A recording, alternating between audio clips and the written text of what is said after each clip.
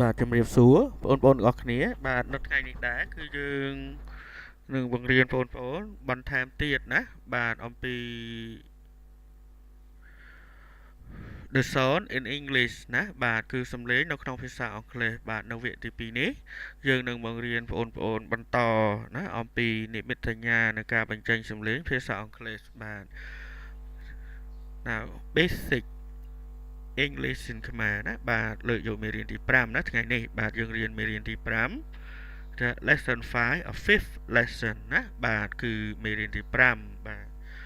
គឺនៅថ្ងៃនេះដែរគឺយើងបង្រៀនណាបាទអំពី the sound in English ដដែលបាទវគ្គទី2បាទនៅវគ្គទី1យើងបានរៀនរួចហើយបាទយើងស្គាល់នៅសញ្ញាបញ្ចេញសំឡេងមួយចំនួនណាបាទតែវគ្គទី2នេះយើងនឹងបង្រៀនបងប្អូនបន្ថែមទៀតបាទអំពីសញ្ញាបញ្ចេញសំឡេងនៅក្នុងភាសាអង់គ្លេសតើនៅក្នុងភាសាអង់គ្លេសមានសញ្ញាអីខ្លះណាបាទដូចដែលយើងធ្លាប់បានឃើញមកហើយបាទគឺសញ្ញាបញ្ចេញសំឡេងដែលយើងបានរៀនបានមួយចំនួននៅក្នុងមេរៀនទី1ណាបាទនៅក្នុងមេរៀនទី2នេះបាទនៅក្នុងមេវគ្គទី2នេះបាទគឺយើងរៀនបន្ថែមទៅទៀតណាបាទ phonetic symbol បាទគឺនិមិត្តសញ្ញានៃការបញ្ចេញសំឡេងបាទនិមិត្តសញ្ញានៃការបញ្ចេញសំឡេងគឺនៅក្នុងភាសាអង់គ្លេសបាទឥឡូវយើងមើលមាន example ណាឧទាហរណ៍ឥឡូវយើងក៏លេខមើលតើនិមិត្តសញ្ញានៃការបញ្ចេញសំឡេងរបស់វាមានសញ្ញាអីខ្លះណាបាទដូចដែលយើងបានធ្លាប់ស្គាល់ពីមុនមកហើយណាឥឡូវយើងមើលសញ្ញាវាបន្តទៅទៀតតើវាមានសញ្ញាអីខ្លះទៀតអូខេឥឡូវយើងរៀនទាំងអស់គ្នាគឺសញ្ញាបន្តទៅទៀតនេះគឺស្រៈអបាទយើងរៀនអំពីស្រៈអបាទគឺយើងអានថាអណាបាទគឺស្រៈអបាទឬសំឡេងថាអស្រៈអយើងឧទាហរណ៍ដូចជាពាក្យថា all បាទ all ណា all បាទ all បាទ all ប្រែថាទាំងអស់ណាបាទ all ពាក្យថា all ប្រែថាទាំងអស់បាទ all ទាំងអស់ all ទាំងអស់បាទ small ណាបាទ small តូចអូខេ small យើងប្រែថាតូចពាក្យ small តូច small ប្រែថាតូចណាអូខេ small ប្រែថាតូចអូខេបន្តទៅទៀតគឺ ball ណាបាទ ball ប្រែថាបាល់ណាបាទពាក្យ ball បើអ ball ណាបាទ ball បាល់ណាអូខេ ball បាល់ ball បាល់អណាអូខេបន្តទៀតគឺយើងរៀនអំពីស្រៈអបាទពាក្យអនេះប្រែថាឬណាបាទយើងស្គាល់ថាឬបាទឬក៏ណាអបាទអូខេឥឡូវយើងលេខមើលបន្តទៀត phonetic symbol នេះបាទគឺស្រៈអយើងមានពាក្យដូចជា all small ball អបាទនេះសិតតែឮសំឡេងអទាំងអស់ណាការបញ្ចេញសំឡេងអបាទឥឡូវយើងក៏លេខមើលសញ្ញាបញ្ចេញសំឡេងរបស់ស្រៈវាបន្តទៅទៀតគឺស្រៈអ៊ុណាបាទសញ្ញានេះមានស្រៈអ៊ុបាទ phonetic symbol សរសេរបែបនេះគេអានថាស្រៈអ៊ុបាទឬសំឡេងខ្លីណាអ៊ុបាទអ៊ុឬសំឡេងខ្លីអ៊ុឬសំឡេងខ្លីហ៎ផុតណាបាទផុតប្រែថាដាក់ណាផុតដាក់បាទផុតដាក់ផុតដាក់ full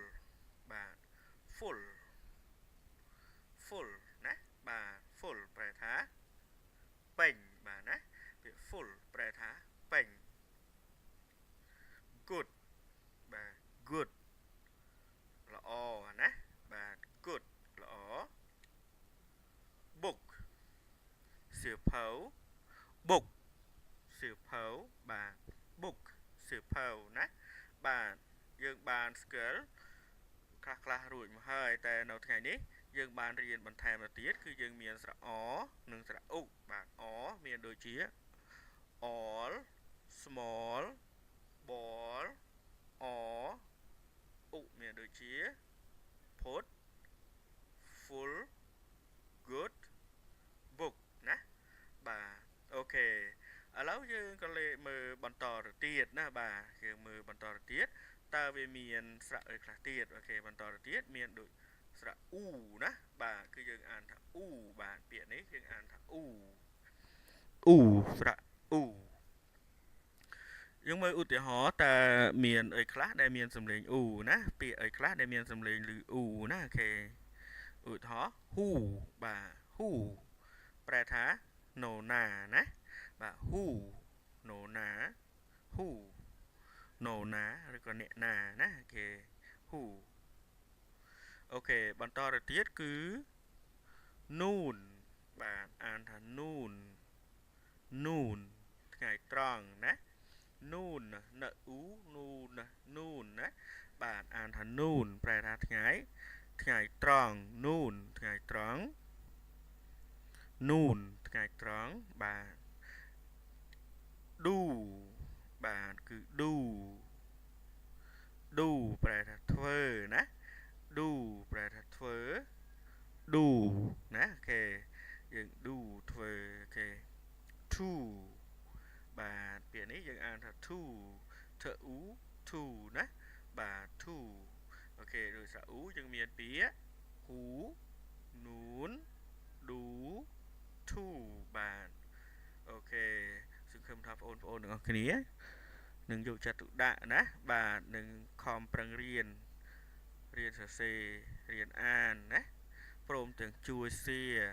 ចុច like comment នៅអ្វីដែលបងប្អូនចង់បានឬក៏ comment ដើម្បីរិះគន់នឹងស្ថាបនាបាទនៅក្នុងវីដេអូនេះបាទគឺយើងរៀនអំពីការបញ្ចេញសំឡេងនៅក្នុងភាសាអង់គ្លេសបាទនៅក្នុង channel នេះដែរគឺយើងមានបង្រៀនពីមូលដ្ឋានគ្រឹះភាសាអង់គ្លេសមូលដ្ឋានគ្រឹះវេយ្យាករណ៍ភាសាអង់គ្លេសព្រមទាំងមានបកប្រែនៅកិច្ចសន្ទនាផងដែរបាទបន្តទៅទៀតនេះយើងរៀនអំពីស្រៈបន្តទៀតគឺស្រៈអណាបាទគឺសញ្ញាបញ្ចេញសំឡេងបែបនេះគេអានថាអបាទអណាស្រៈអឧទាហរណ៍យើងថាខាប់ណាខអផខាប់ណាខាប់បាទប្រែថាពេងណាឬក៏កាបាទខាប់អានថាខាប់ប្រែថាពេងឬក៏កាបាទអូខេឥឡូវយើងមើលបន្តទៅទៀតយើងមានពាក្យដូចជាសាន់ណាបាទពាក្យថាសាន់ប្រែថាព្រះអាទិត្យណាសាន់សអសនសាន់ណាបាទសាន់ព្រះអាទិត្យបាទពាក្យថាសាន់ប្រែថាព្រះអាទិត្យសាន់ព្រះអាទិត្យបាទបន្តទៅទៀតគឺមានដូចជាសាំបាទអានថាសាំខ្លះពាក្យថាសាំប្រែថាខ្លះណាបាទសាំប្រែថាខ្លះបាត់អូខេបន្តទៅទៀតគឺមានពាក្យបាត់ណាបាត់ប្រែថាប៉ុន្តែណាអូខេជាភាសាខ្មែរថាប៉ុន្តែបាត់ស្រៈយើងមានសំឡេងដូចខាប់ណាបាទពេងសាន់ព្រះអាទិត្យសាំណាបាទខ្លះបាត់ប៉ុន្តែបាទបាត់ប៉ុន្តែអូខេ